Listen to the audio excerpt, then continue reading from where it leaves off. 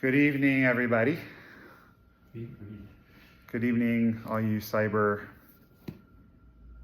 Sangha. My Dharma talk this evening is about impermanence. Impermanence is one of the three marks of existence that the Buddha identified. Does anyone remember what the first one is? No, that's the third one. What's the first mark of existence? It's the same as the first noble truth. Dukkha. The presence of dukkha. Dukkha being suffering, frustration, a sense of lack. Everything from the pebble in your sandal up to your amputated leg is all dukkha. And when I was first becoming interested in the Dharma, I was really into martial arts, and through martial arts I got into Taoism, and through Taoism I got exposed to Zen, and I thought, oh, those Zen Buddhists are so pessimistic with their focus on perpetual suffering. So it's kind of ironic that I ended up becoming a Zen teacher.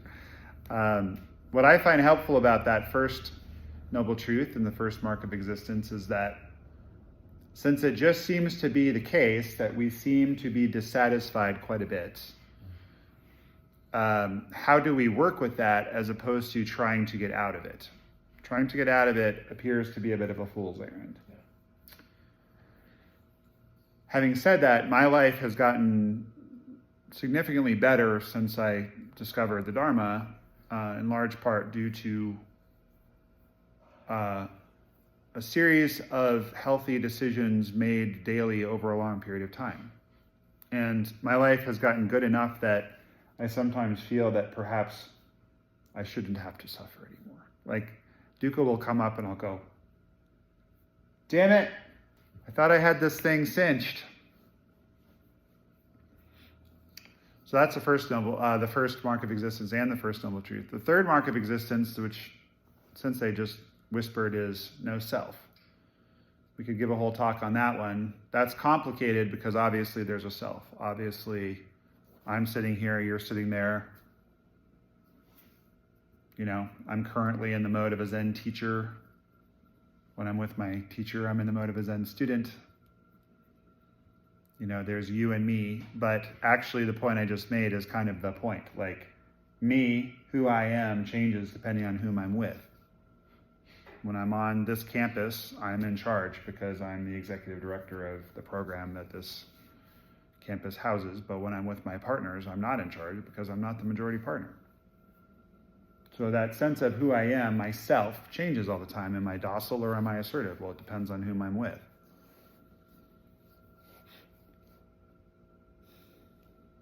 But the second mark of existence, impermanence, this one is generally the easiest for new Zen students to understand because just inherently we get it that things are always changing.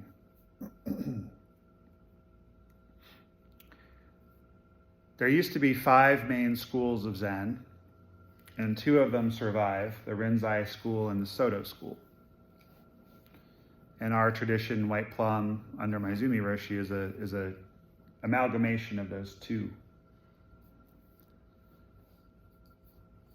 Rinzai is known as being the sudden school. So in other words, you have a sudden awakening where everything changes.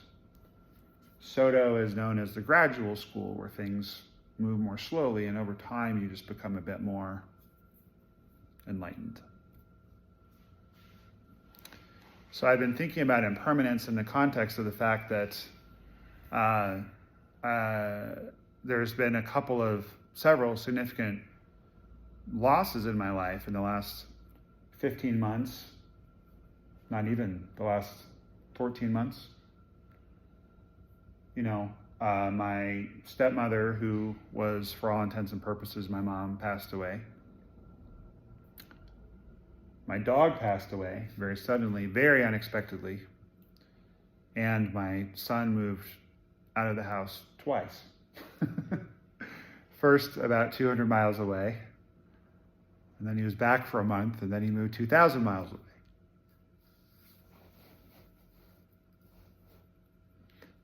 And all of these things have jarred me to one extent or another, and they've all led me to feel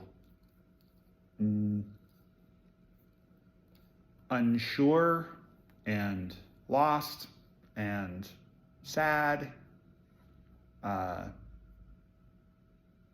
It's been a really important time to be practicing, and it's a time that's made me very grateful for my practice, and it's been a time that I have no illusion at all about the presence of dukkha. What I've been reflecting upon is that my aunt has dementia, and it seems she has Alzheimer's. It seems my grandfather also had Alzheimer's, and based on my experience observing my grandfather and based on just what I know of it, probably in 1 to 2 years, my aunt will not be here.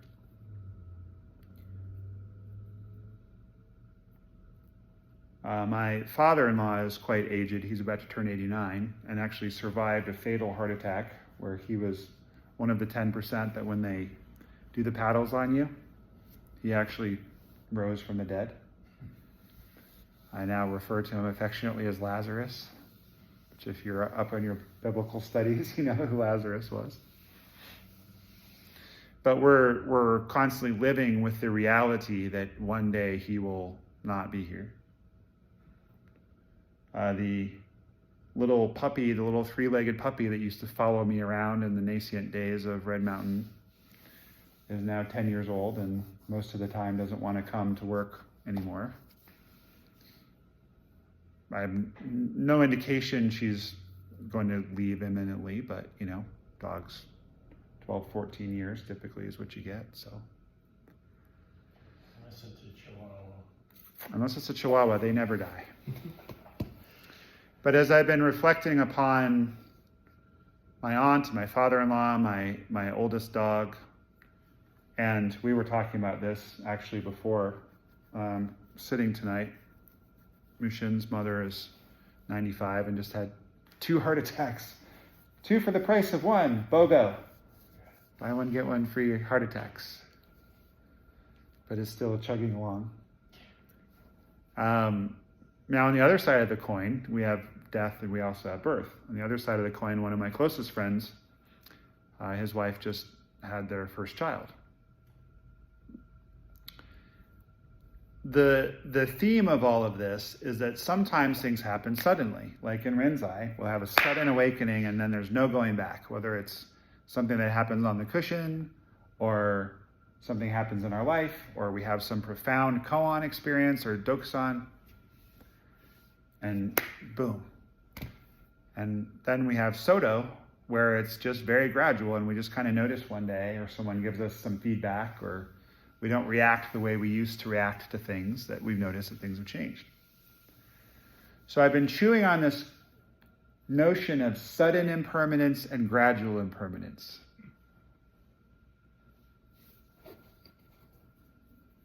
So like when my mom passed away, it was very gradual. For many, many, many years, she was in poor health. And for many, many, many years, we had these hospitalizations every time wondering if she would make it through. And when she died, it was not a surprise.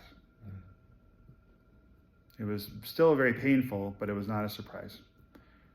When our dog Hero died, it was any other normal day. We were just out for a walk and he just fell over and he did not recover. And it turned out he was much older than we thought he was because he was adopted, and he also was had really bad cancer. So just thinking about things can change really fast. Like we can lose someone all of a sudden, or our life can change all of a sudden. I mentioned my partners earlier. The 2 partners that I'm dealing with right now in our business are different than the ones I was dealing with a year ago at this time. Two of the most senior people left, right, one after the other. All of a sudden.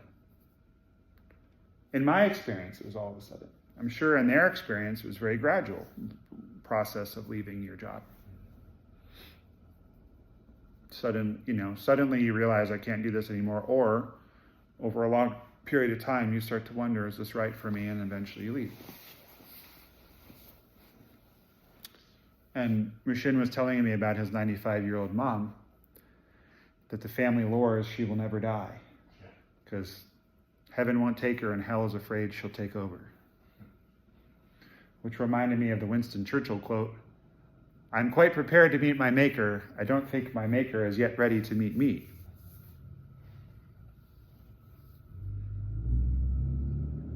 But as I learned after, nearly 30 years of wondering,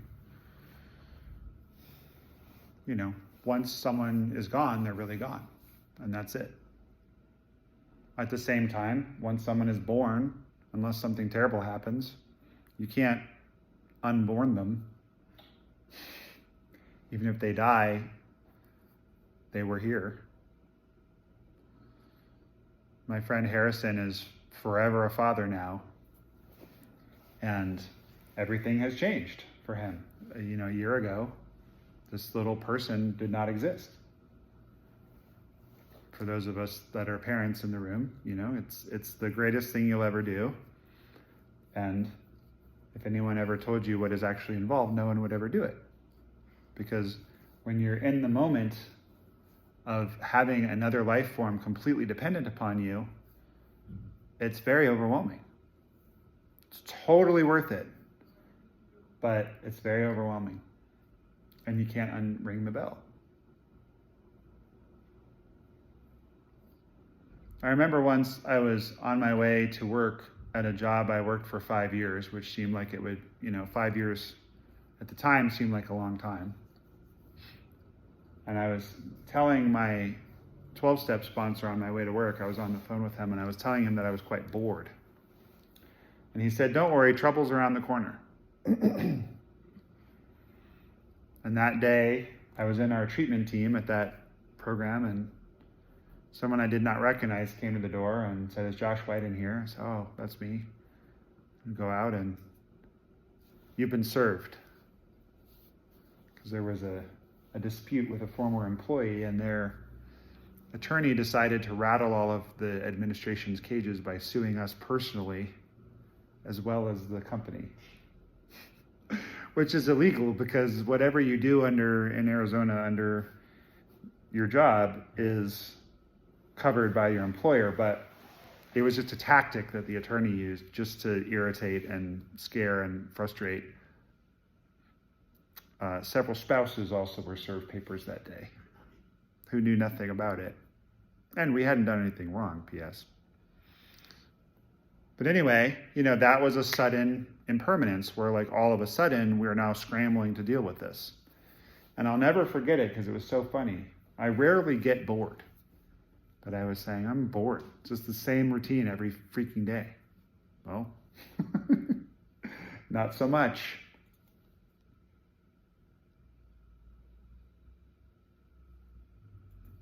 So this is a bit of a cautionary Dharma talk in the sense of things are changing whether you're noticing it or not. So you better pay attention, and you better think about, what is it that I really want to be putting my energy into? But it's also hopefully a comforting Dharma talk in the sense that if you are really struggling or really suffering, and I happen to know that a couple people in the room are, it is changing. Doesn't feel like it, but it is. My mom happened to pass away on Christmas Day, and that's cruel in a lot of respects. One being that I am a Buddhist who loves Christmas. And just having that little sadness every Christmas for the rest of my life, which I know I will have, that's hard. It's hard to accept that. But the other issue is if it was pick a day, June 8th. Who cares about June 8th? Unless June 8th is your birthday. It's just another day. But it was impossible for me leading up to Christmas and that month leading up to it. It was impossible for me to not think about it. So much so that a close friend of mine who's a professional musician wrote a song after a conversation he and I had where he just noticed that I just wasn't myself, and I was telling him what it was like to feel so blue when everyone around me was all excited about Christmas. He wrote this very beautiful song about it. Blue Christmas? You know? I believe its title is It Can't Be Christmas. And the refrain is, Santa can't bring you down the chimney, the reindeer can't carry you back to me. Forget the snow and mistletoe and put away the tree. It can't be Christmas if you're not here with me. It's a banger. It's really good. But leading up to it, it just felt like torture. But it was very interesting. I mean, I've been missing her a lot the last couple of days. Various things make me miss her more than others. But I will say that after Christmas was behind us, it got much easier because I wasn't constantly being poked with it. And I would imagine next year will be a little less hard, and the year after that will be a little less hard, and probably eventually we'll get to the point when I've got grandkids running around and all excited that it's Christmas. I'll probably be like, you know, cheers, Donna, and, you know, it'll mostly be a happy day again. So whatever feels interminable and impossible and never-ending and awful and all-consuming and painful, it is changing. It's just that it might be changing in such a slow and gradual way that you don't see it. That doesn't mean it's not happening. If you think about it, literally, everything is changing all the time. I remember taking a botany class in college and seeing this time lapse of a plant, plants blooming, and also how they would turn toward the sun and things like that. And there is definitely an innate intelligence to plants. But what's interesting is that they move so slowly that we don't notice. It doesn't mean it's not happening. I'm sitting cross-legged right now, but lately in Zazen, I've been sitting in Seiza because all of a sudden my knees and hips have decided that they don't like sitting in half lotus. I've been practicing Zen for 27 years, and there's definitely a little bit of a WTF, like, no, this is how I sit. I sit in half lotus. It's like, well, if you want to hate every period of Zazen, yeah, keep doing that. Or acquiesce to the fact that Seiza, it works for me now. My teacher likes to say, sooner or later, everyone sits in a chair. No shame in it. And I personally would not rather be 20 years younger. There's certain aspects I miss, like, a little more vitality, a little more limber. But I'm much happier now. Much more confident, much more self-accepting. So it's just my point being that good things are impermanent, so we better pay attention and enjoy them. But bad things are impermanent too, the things we perceive as bad. And because impermanence doesn't discriminate, it's all happening all at once. So I used to literally hate myself. I do not anymore. I actually really love myself and appreciate myself. That changed. And I can't do a flying jump kick anymore like I could when I was younger. Can't sit Zazen the way I used to. So both impermanences are happening at once. The things that you are bothered by are changing, and the things you enjoy are changing. Things are changing slowly and they're changing fast.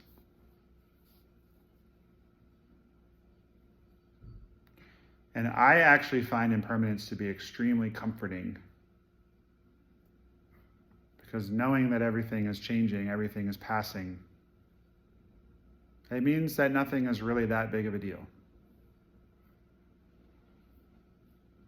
Even what seems to be a big deal is not. So, that's what I've been thinking about lately.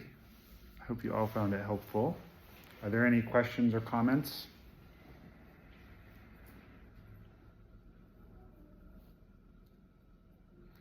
All right. That means you either understood all of it or none of it. Hopefully it's the former. Thank you for joining.